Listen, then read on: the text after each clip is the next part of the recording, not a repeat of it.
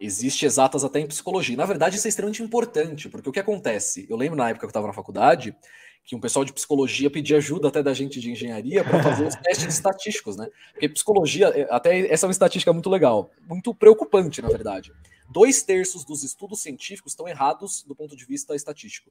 Por quê? Porque as pessoas que fazem a análise estatística não são de exatas, normalmente. Porque são estudos, por exemplo, de médicos, estudos de psicólogos, e essas são as áreas que têm mais estudos científicos, né, em volume. Então, cara, se a pessoa fazer uma análise estatística, ela vai lá e coloca um conceito errado, então dá um resultado que não é verdadeiro.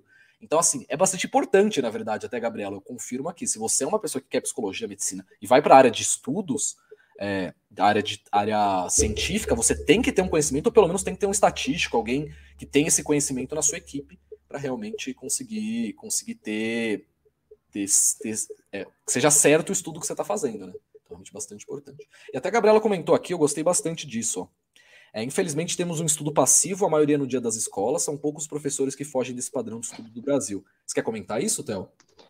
Cara, é que eu sou um pouco revoltado com isso, vou falar a verdade, viu? Porque eu acho que, pensando em vestibular, falando de Enem, porque a gente aqui fala mais de Pode ir Enem. falando, eu só vou sair rapidinho, mas Theo, Não, toca a beleza, sossegado. Eu vejo muito que os professores, até às vezes ali, diretores, coordenadores das escolas, tanto pública quanto particular, por boa intenção, tomam medidas erradas.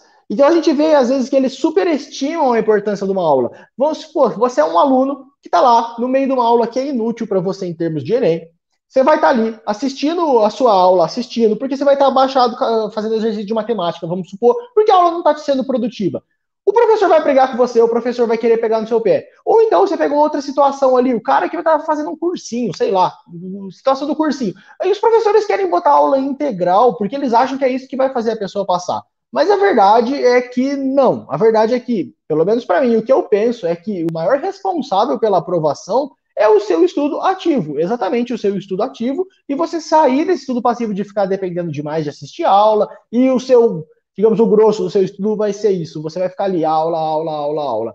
Então, nesse ponto, eu acho que realmente é uma coisa complicada, né? É uma coisa complicada.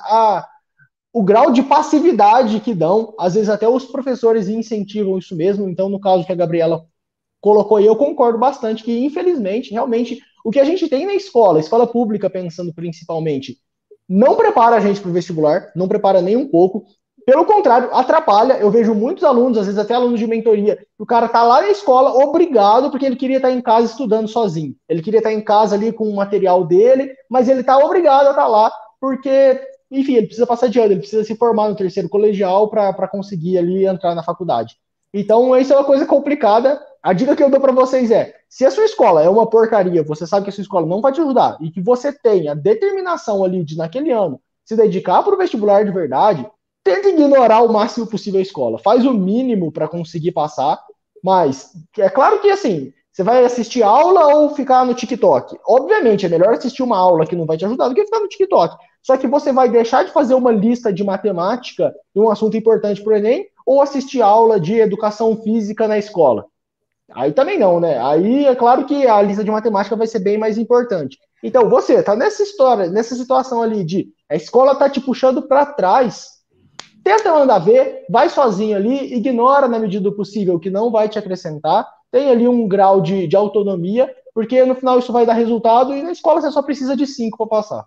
Cara, eu vou dar até um complemento aqui, concordo totalmente com o que você falou, Theo, e até um ponto que eu trago é o seguinte: quando você não tem, e isso é uma coisa que é verdadeira para tudo na vida, mas quando você não tem conhecimento das coisas, você fica à mercê do que te passarem. Então, quando você não tem técnica de estudo, quando você não sabe o que é o Enem, você não tem noção exatamente do que está acontecendo, você fica à mercê dos professores, do sistema de educação, do cursinho e tudo mais.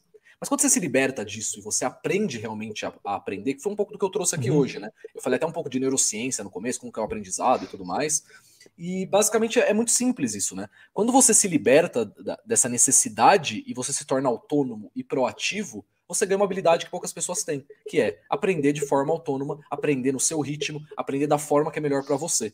Então, assim, é até legal pensar que, por exemplo, o Theo tá falando isso, eu falo isso e a gente fala isso de forma, assim, independente, mas falando a mesma coisa. E são duas pessoas que tiveram desempenhos bons na prova. Então você tem que começar a pensar assim, será que não tem um padrão? Começa a olhar as pessoas que tiraram mais 160 no Enem, que tiraram as maiores notas aí, mais de 800 pontos, e vê o que elas vão falando. Você vai ver que isso vai se manter como um padrão, de que quanto mais autônomo você consegue ser, quanto mais a preparação está na sua mão, mais chance você tem de passar. Quanto mais você joga isso nas costas dos outros, mas eu não passei porque o cursinho não me...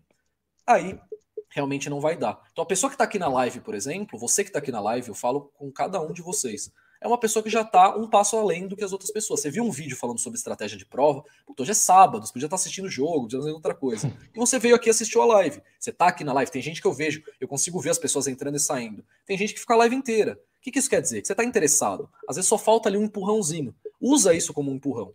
A minha missão, a missão do Theo também, eu tenho certeza, é muito trazer essa coisa que deixava a gente revoltado. E eu fiz o vestibular de verdade há mais tempo. Então, assim, era uma coisa que me causava revolta. Como é que o cursinho não tem uma aula de como estudar? Eu lembro que no meu colégio tinha lá o cursinho e tudo mais, e eles foram dar uma aula de como estudar.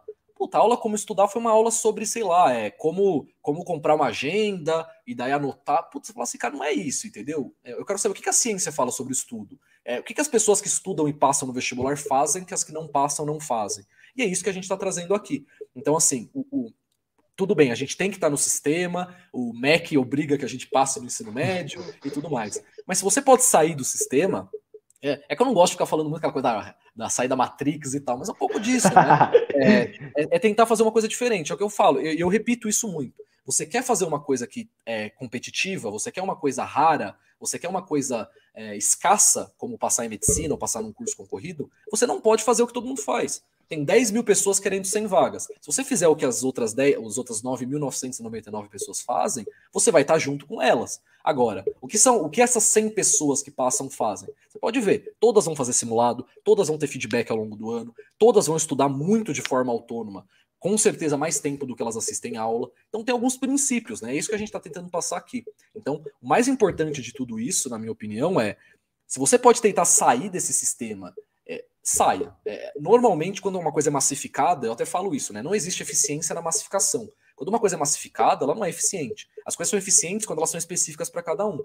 A melhor coisa que existe para você é o que eu falo da roupa, né? Se você pegar uma roupa M e der para todo mundo, o cara que é P vai ficar largo, o cara que é G vai ficar apertado.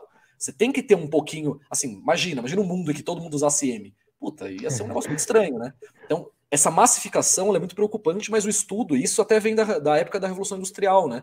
Porque pensa assim, essa coisa de ter escola é uma coisa razoavelmente recente na história do mundo, né? Até, sei lá, 1800 e pouco, as pessoas eram todas analfabetas, pouquíssimas pessoas tinham acesso, e quando elas tinham acesso, elas tinham escola em casa, era mais as faculdades que eram dessa forma. Só que veio essa necessidade, cara, tem uma sociedade gigantesca que a gente precisa ensinar alfabetização, princípios básicos. Como que eu vou fazer isso? Criar o conceito de sala de aula. Faz muito sentido, cara. É um professor dando aula para centenas de pessoas. Só que isso era bom quando não existia internet, quando não existia inteligência artificial, quando não existia nada. Hoje a gente tem recursos infinitos de aprendizado. E a gente continua com professores sem pessoas na sala. Então, assim, é uma coisa muito estranha, né? Então, imagina uma sala que tem o Theo aprendendo, e tem o cara que acabou de começar a estudar para medicina e não sabe nem direito fazer multiplicação e divisão. Cara, como que essas duas pessoas podem estar na mesma sala?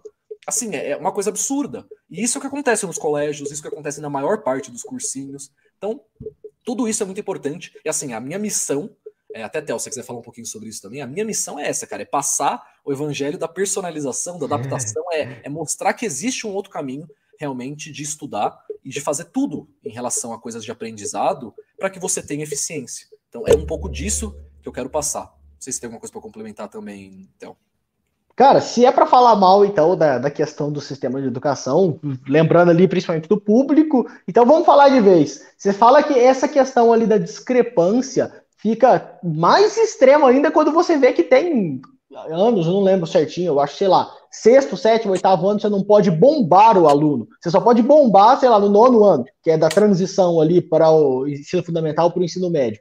Então é muito absurdo, às vezes o cara não tem condição nenhuma de passar, e ele vai sendo empurrado e empurrado, e ele chega ali no fim se formando, às vezes sem saber ler, sem saber fazer uma conta de multiplicação. E aí você tem essa situação. Você tem um aluno super bom, um aluno que conseguiu aproveitar a escola desde o começo, que por algum motivo ele estava mais adaptado ali para aquelas aulas, e o aluno que ficou totalmente para trás. E isso vai virando uma bola de neve, o prejuízo dele vai crescendo, vai crescendo, vai crescendo, e é óbvio que esse cara vai ficar super excluído, vai ficar super jogado para escanteio. Ele não vai ter condição de fazer um bom ensino médio e aproveitar bem a escola. Isso dentro de todas as deficiências que a escola já tem. Então a escola já não é ideal, a escola já é massificada. E dentro disso o cara não vai conseguir aproveitar nem o mínimo positivo que está sendo ofertado ali para ele. Então eu sou totalmente a favor do cara aprender a estudar por si de acordo com as suas necessidades. Inclusive eu acho que não existe mesmo um ensino que serve para todo mundo. Serve para todo mundo ali, tá, se você seguir esse cronograma, se você seguir isso aqui vai dar certinho para você. Eu defendo muito isso, de que método de estudo, cronograma, tudo isso tem que ser adequado para a sua necessidade, para o seu nível individual. Então, se você é um cara que está começando a estudar agora, vamos colocar lá, nível baby, nível 5 de 180 no Enem. É óbvio que você vai estudar diferente do cara que está ali acertando 150, 155, que está na beiradinha já quase passando. Isso não tem como a gente tentar colocar os dois ali no mesma cesta e falar, estuda assim.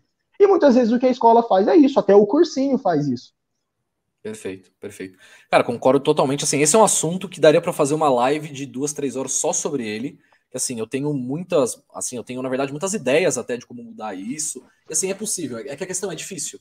O ponto que existe mais importante de tudo isso adaptação é um assunto muito complexo. Até agora o ensino médio está mudando e tudo mais.